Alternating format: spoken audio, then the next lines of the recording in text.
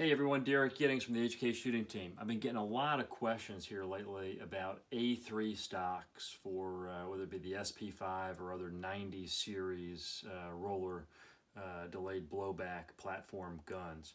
So I wanted to make a video as kind of an A3 stock primer to give you some of the important information that you need to know about the various types of A3 stocks. Certainly these are kind of hard to find right now.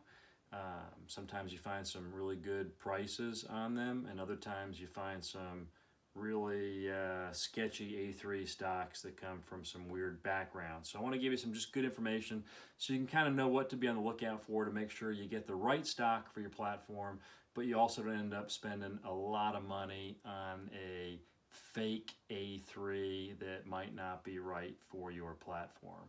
So stand by and we'll dive into the A3 stocks. Well, look at what we have here.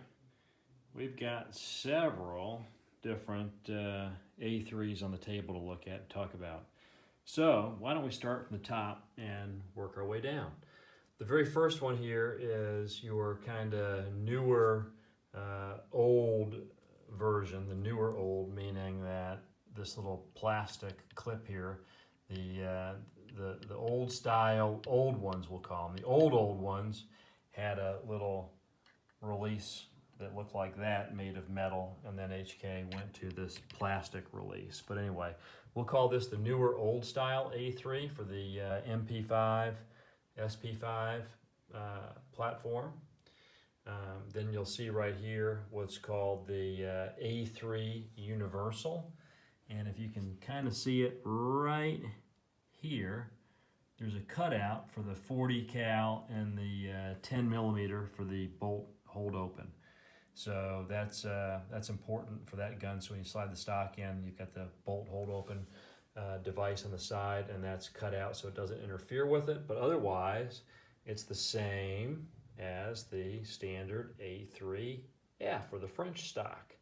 So the difference, if you look at the new old style as opposed to the F or the Universal, is the length of pull is a little bit longer because of that extended padding on the back.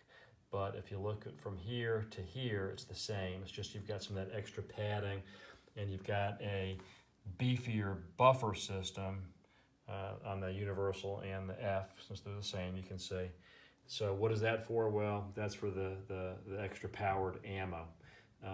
So those are your standard MP5 stocks.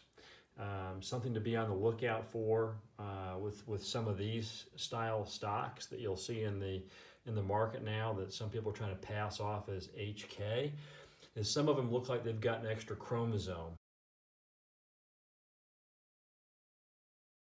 And what I mean by that is if you look at this back butt pad area, you'll see that a lot of them that are not HK, that come from kind of third world countries, have like an irregular shape on this butt pad. Or what I like to say is that they look like they've got a third chromosome or something, extra chromosome in there. They look kind of stupid, and they are stupid. So don't buy it. It's just garbage, and nobody's going to want it, okay?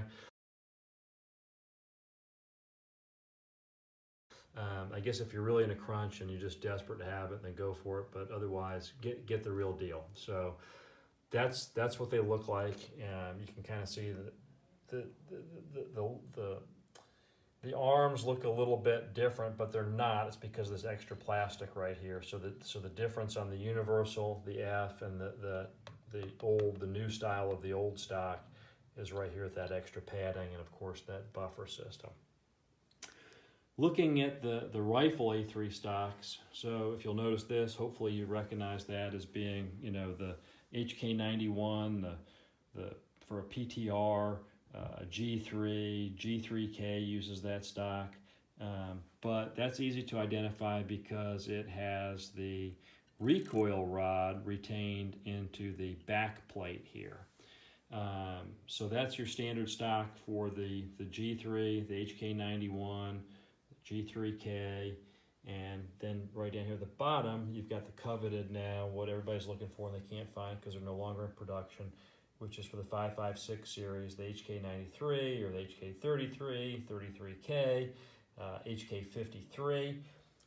So again, it looks like the MP5 stock, but it's different, and I'll show you where it's different here in just a second. But again, it's got the arms, got the back here that looks kind of like the MP5 stock, but I'm going to put them both together, and I'm going to show you what the difference is. So we're going to line everything up. We're going to line these little lines up right here, and what you're going to be able to see is the arms are longer on the rifle stock.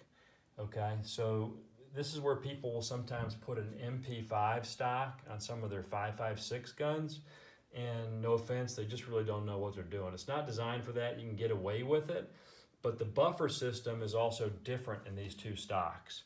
So if I flip it like this for you to see, you're going to be able to see on the MP5 or the 9mm guns, it's got that little rubber buffer in there. And that's not really designed to take the heavier recoil of that bigger bolt carrier group coming back like this metal buffer is on the 5.56 guns, okay? So on the 5.56 guns, you got to have at least one buffer. A lot of people have a buffer on the stock like you just saw there because some of the carriers don't have a buffer, but some of the full auto carriers on the HK33, especially the foreign contract ones that you see, actually have a buffer. So it's okay to run two buffers on the 5.56 guns or one buffer. You just can't run 0 buffers, otherwise you're going to end up with dents in your receiver. So don't do that. So again, I just want to again point out when you line those up, the arms are different length. Of course, the 9mm is shorter. They're not the same, okay? So when you see people put the MP5 stock on their 5.56 guns, they really don't know what they're doing. Now, let me tell you something else you'll see. So, for example, there was a company called Vector that did a lot of clone guns, and when they did some of their 5.56 clones, that V93 and the different variants, what Vector also did was they took some of the surplus G3 backplates and they cut them. And what's common to see will be that you can actually kind of see where it was cut, but you'll also see on some that I've actually had and seen where, again, they'll take the sling clip and they've re-welded it, and you can kind of see some sloppier weld marks and cover-up marks and where they've moved some stuff around, and they've had to widen them in some cases for their clone receivers. So be aware, a lot of times those are not like an HK black color. A lot of times they have kind of a weird park finish, but they can be quite deceiving because several of them also have had the arms shortened where they've cut them off to fit, so they can be very, very hard to distinguish, and you kind of have to pay really, really close attention. But generally, if you were to see a 5.56 A3 that has this style convex rear backplate, and if it's kind of a Parker colored, that could be the first tip, because some of the gray ones, you'll see some gray, and even some that have been refinished HK black. The old style 5.56 guns also had this convex, rear to them as opposed to this concave shape. So just be aware of that. It's really hard to tell if you don't know. It's good to know the source, where your stock's coming from, if they're a reliable source, if they bought it secondhand, if they even know what the heck they're talking about, because there are some really, really good clones that may fit kind of sloppy on a 5.56 gun. But most people watching are probably going to be, looking to the A3, the F stock right here, the A3 Universal, which is the F stock that's cut, has that bolt hold open cut right there that you can again use on 9mm, 40 cal, or 10mm, but you need that little cutout for it to work properly in 40 and 10. And then you've got the old style. This is the new old style. Again, has the plastic release right there. The original ones had the metal release that looks like this one right here. Okay, so I hope that helps clear things up a little bit. I know these are a little bit hard to find these days, and they can be quite expensive when you do find them.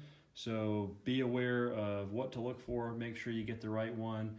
Make sure you don't get an extra chromosome in there for top dollar, and try to make sure you're not getting something that's a chopped up G3 backplate to make it adapt to a 5.56 platform if that's what you're looking for. All right, as always, I hope this helps and gives you more knowledge than you had before you watch. Please like, share, subscribe, spread the word. And I appreciate a lot of the feedback you guys have given me and inspire me to keep putting some information out to make everybody better with HK knowledge. All right, cheers. Talk to you soon.